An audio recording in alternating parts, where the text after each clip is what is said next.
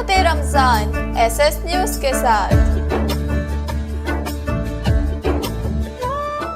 ॾखण जो रहवासी 15 वरियनि जो नीगर सुमेर अहमद कोरे जो पुरस्कार तौर गुम थी वियो आहे, जॾहिं त पुलिस 20 ॾींहनि खां पोइ गुमशुदगी जी रिपोर्ट दाख़िल कई आहे। वारसनि मूजिबि छोकिरो राति जो मेडिकल स्टोर ते दवा वठण लाइ वियो हो, जेको वापसि नाहे मोटियो। नीगर जे वालिद बशीर अहमद संदसि पुट जी अगवा जो शक ज़ाहिर कयो आहे। कोडी जी लॻ ॻोठ दड़े लंजवाणी जे रहवासी ज़मान लंजवाणी पुलिस ऐं तर जे बासर माण्हुनि जी मुबैना ज़ियादतनि ख़िलाफ़ संदसि मासूम ॿारनि समेत एहतजाज कयो। रिपोर्टर अदनान हैदर लुंड मूजिबि ज़मान लंजवाणी यूसी मोहब्बत वाह जो मुलाज़िम आहे। हुन दावा कई त ज़ाती प्लाट मां घिटी न ॾियण तां जवाबदार अब्दुल्ला लंजवाणी, अलहदितो शमन अली लंजवाणी, हेबत अली ऐं ॿियनि घर ते हमिलो कयो ऐं खेसि तशदुद जो निशानो बणायो। हुन चयो त इतला ॾियण बावजूदि पुलिस जवाबदारनि ख़िलाफ़ का कार्रवाई नथी करे। ठुल में वाक़े दरगाह सैद इमाम अली शाह जीलानी में ग़रीब माण्हुनि खे तिबी इमदाद ॾियण लाइ मुफ़्त मेडिकल कैंप लॻाई वई, जंहिं दौरान डॉक्टर इनायतुल्ला कल्होड़ो, डॉक्टर रूचल दास ऐं ॿियनि 300 खां वधीक मरीज़नि जी चकास कई ऐं खैर मुख़्तलिफ़ बीमारियुनि खां बचाव लाइ मुफ़्त दवाऊं पिणु ॾिनियूं। दरगाह जे भरपासे में रहंदड़ माण्हुनि, औरतुनि ऐं ॿारनि समेत वरी अंग में तिबी कैंप में पहुची डॉक्टरनि खे तबियत ॾेखारी ऐं मुफ़्त कैंप लॻाइण वारे क़दम खे साराहियो। केटी बंदर समेत साहिली पटीअ जे मुख़्तलिफ़ इलाइक़नि में गुटके ऐं मंशियात फ़रोशनि ख़िलाफ़ पुलिस नेठि कार्रवाई शुरू कई आहे। पुलिस दरगाह बुखारी वटि छापो हणी हिक ट्रक मां गुटको ठाहिण जो ख़ाम माल हथ करे वरितो आहे, जॾहिं त जवाबदार गनी कुंभार ऐं ट्रक ड्राइवर मजीद मल्हा खे गिरफ़्तार करे उन्हनि मथां केस दाख़िल कयो वियो आहे। झंडोमरी जे मुख़्तलिफ़ ॿोॾ सटियल इलाइक़नि में बीमारियुनि मुंहुं कढियो आहे, जंहिं करे ॻोठाणा परेशान आहिनि, पर सिहत खाते पारां के बि उपाय नाहिनि वरिता विया, जॾहिं त हिकु समाजी तंज़ीम पारां मुफ़्त तिबी कैंपूं लॻायूं वयूं आहिनि। रिपोर्टर अली रज़ा मीरजत मूजिबि कैंपनि में माहिर डॉक्टरनि जी टीम तरफ़ां मरीज़नि जी चकास ऐं टेस्टुनि बाद मुफ़्त दवाऊं पिणु ॾिनियूं पयूं वञनि। समाजी तंज़ीम जे अॻवान शुएब समो जो चवणु आहे त झंडोमरी में बरसातुनि सबबि मुतासिर इलाइक़नि में बीमारियुनि में इज़ाफ़ो थी वियो आहे, जंहिं करे तिबी कैंपूं लॻायूं आहिनि, जिते रोज़ानो 2 खां 250 मरीज़नि जो इलाज कयो वञे थो। थैलीसेमिया केयर सेंटर नवाबशाह में ब्लड हीरोज़ ऑर्गेनाइज़ेशन पाकिस्तान पारां 100 नियाणियुनि ऐं नौजवाननि थैलीसेमिया जे शिकार ॿारनि लाइ रत जो अतियो ॾिनो, जॾहिं त ऑर्गेनाइज़ेशन पारां ॿारनि लाइ इफ़्तार जो पिणु बंदोबस्तु कयो वियो। ॿिए तरफ़ थैलीसेमिया पेशेंट वेलफेयर सोसाइटी पारां ब्लड हीरोज़ जी टीम खे मञता अवार्ड ऐं रत अतियो ॾींदड़नि खे मञता सर्टिफिकेट ॾिना विया। उन दौरान ऑर्गेनाइज़ेशन जे सदर मोहसिन अली अबड़ो ॻाल्हाईंदे चयो त थैलीसेमिया जे ॿारनि जी ज़िंदगी बचाइण लाइ वधि में वधि रत ॾियण जो रिवाज आम कयो वञे। भीरा रोड भरिसां ॻोठ उस्मान गाहिचो में मुबैना पुलिस मुक़ाबले में मारिजी वियल मुक़ीम लाखो ऐं अजीब लाखो जे वारसनि पुलिस ख़िलाफ़ एहतजाज कंदे मुक़ाबले खे ड्रामो करार ॾिनो आहे। एहतजाज में औरतूं ऐं ॿार पिणु शामिल हुआ, जिन पुलिस ख़िलाफ़ नारेबाज़ी कंदे सख़्त कावड़ जो इज़हार कयो। उन मौक़े ते ज़ेबा लाखो, अरबेला सॼण लाखो, मंज़ूर अली ऐं ॿियनि ॻाल्हाईंदे चयो त पुलिस अहलकार जबार मरी जे माइटनि सां ज़मीन जे मकाते जो तकरार हलंदड़ आहे।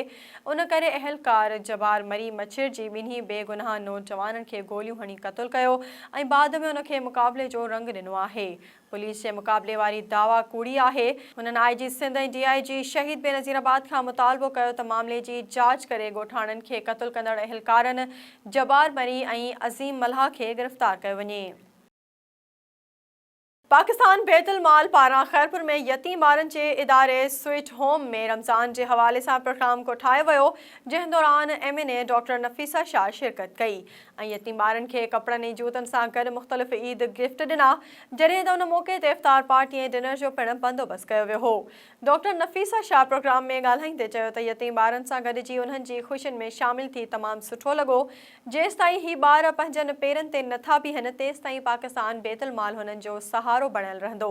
उन मौक़े ते assistant director sweet home Bilal दीन पीरज़ादो, फौजिया मल्हा ऐं ॿिया पिणु मौजूदु हुआ। नवाबशाह ज़िले में वधंदड़ बदअमनी ख़िलाफ़ सिंध तरक़ी पसंद पार्टी सकरन पारां काज़ी सरफराज़ मेमण चौक ताईं रैली कढी वई, जंहिं दौरान कारकुननि झंडा ऐं प्ले कार्ड खणी पुलिस ख़िलाफ़ नारेबाज़ी कई। रिपोर्टर काज़ी जावेद मूजिबि STP जे मरकज़ी राब्ता सेक्रेटरी निसार कीरो, रफ़ीक मल्हा, बुढ़ल मक्सी, गुल इनकलाबी, हाकिम उन्नड़ ऐं ॿियनि ॻाल्हाईंदे चयो त SSP नवाबशाह ज़िले में अमन अमान क़ाइमु करण में मुकमल नाकाम थी चुको आहे।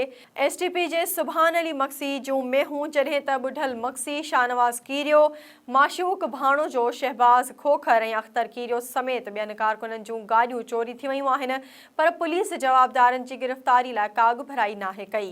हुननि मुतालबो कयो त फौरी तौर पुलिस ऑफिसरनि खे तब्दील करे ज़िले में अमनो अमान बहाल करायो वञे। नौशरो फेरोज़ में सेबको जी ज़ियादतुनि ख़िलाफ़ सियासी समाजी धुरनि पारां एहतजाजी मुज़ाहिरो कयो वियो।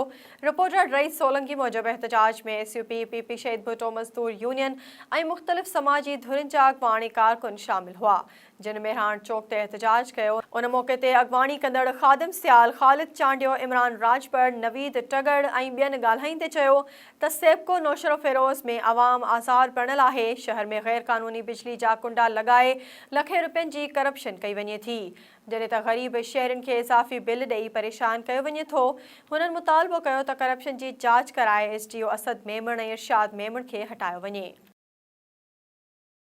जसकम ज़िले मटियारी पारां पार्टी अॻवान ते केस दाख़िल करण समाजी बुराइनि ख़िलाफ़ भिटशा में तंबूरा चौक ते एहतजाजी मुज़ाहिरो कयो वियो, जंहिं दौरान कारकुननि झंडा ऐं प्ले कार्ड खणी पुलिस ख़िलाफ़ नारेबाज़ी कई। उन मौक़े ते अॻवानी कंदड़ रशीद ॾेथो, शर्जील अहमद, ज़ुल्फ़कार ॾेथो, मज़हर उन्नड़, फुरकान दर्स, शेर मक्सी ऐं ॿियनि ॻाल्हाईंदे चयो त भिटशा समेत सॼे ज़िले में समाजी बुरायूं आम आहिनि, पर पुलिस मिली भगत करे ख़ामोश बणियल आहे। उन मसइले ते आवाज़ उथारण तां CIA पुलिस जसकम अॻवान सैयद हाशिम शाह जे घर ते चढ़ाई करे मथस कूड़ो केस दाख़िल कयो आहे। हुननि मुतालबो कयो त जसकम अॻवान तां केस ख़तमु करे इलाइक़े में बदमनी ऐं समाजी बुराइनि खे ख़तमु कयो वञे। मुबारकपुर थाणे जी हद में वाक़िए ॻोठ कजलो बंबल में चोरी थियल मेंह जी ॾेती लेती तां बुघिया ऐं बंगलानी बिरादरनि जी ॿिनि धुरियुनि विच में झेड़ो थी पियो, जंहिं दौरान लठियुनि ऐं सरोटनि जे इस्तेमाल सबबि हिकु औरत समेत 6 ॼणा ज़ख़्मी थी पिया। ज़ख़्मियुनि खे मुबारकपुर थाणे तां लेटर ॾेई ठुल इस्पताल मुंतक़िल कयो वियो। पुलिस ॿिन्ही धुरियुनि जी फ़रियाद ते 12 माण्हुनि ख़िलाफ़ NC दाख़िल करे वरिती आहे। पुलिस जो चवणु आहे त साल अॻु बुघिया बिरादरी जे घर मां मेंह चोरी थी हुई ऐं बंगलानी बिरादरी मथां चोरी साबित थी हुई। चोरी थियल मेंह जे ॾंड वारी रक़म तां झेड़ो थियो आहे। जवारलग ॻोठ इब्राहिम लाशारी में घर में बदख अचण तां लाशारी बिरादरी जे ॿिनि धुरियुनि विच में झेड़ो थी पियो, जंहिं दौरान हवाई फायरिंग पिणु कई वई, जॾहिं त लठियूं ऐं सिरूं लॻण सबबि रशीद लाशारी, वकार लाशारी ऐं रेशमा ज़ख़्मी थी पिया। ज़ख़्मियुनि खे सिविल अस्पताल मीरपुर माथिलो मुंतक़िल कयो वियो। रिपोर्टर जावेद बोस्तार मूजिबि जरवार पुलिस रज़ा लाशारी, रज़ाक, वाहिद लाशारी समेत 12 ॼणनि मथां NC दाख़िल कई आहे। पुलिस हिकु जवाबदार हाजी रज़ा लाशारी खे गिरफ़्तार करे वरितो आहे। उस्तादनि जी तंज़ीम गस्टा पारां नौशरो फेरोज़ ट्रेज़री ऑफिस जी मुबैना ज़ियादतुनि ख़िलाफ़ पडीदन प्रेस क्लब साम्हूं एहतजाजी मुज़ाहिरो कयो वियो, जंहिं दौरान उस्तादनि मसइले जे हल लाइ नारेबाज़ी कई। रिपोर्टर मुजाहिद शर मूजिबि उस्तादनि मुतालबे जी मञता लाइ 17 अप्रैल ते नौशरो ख़ज़ाने ऑफिस साम्हूं धरणे जो चिता ॾेई छॾियो आहे। उन मौक़े ते अॻवानी कंदड़ निज़ामुद्दीन ख़ासकेली, मोहम्मद अयूब मलिक, मुमताज़ अली जोयो, रोशन अली, अब्बास बोहियो ऐं ॿियनि ॻाल्हाईंदे चयो त नौशरो फेरोज़ ट्रेज़री ऑफिस वारा 9 उस्तादनि जूं 6 महीननि खां रहियल पघारूं जारी करण एवज़ ॻरी रिश्वत तलब करे रहिया आहिनि। ख़ज़ाने ऑफिस जो ऑडिटर शकील घांगरो ऐं एडिशनल अकाउंटेंट ऑफिसर अशरफ आराई ॾोकड़ ॾींदड़ माण्हुनि जा बिल कनि था। हुननि सिंध सरकार खां घुर कई त फौरी तौर उस्तादनि सां ज़्यादती बंदि कई वञे।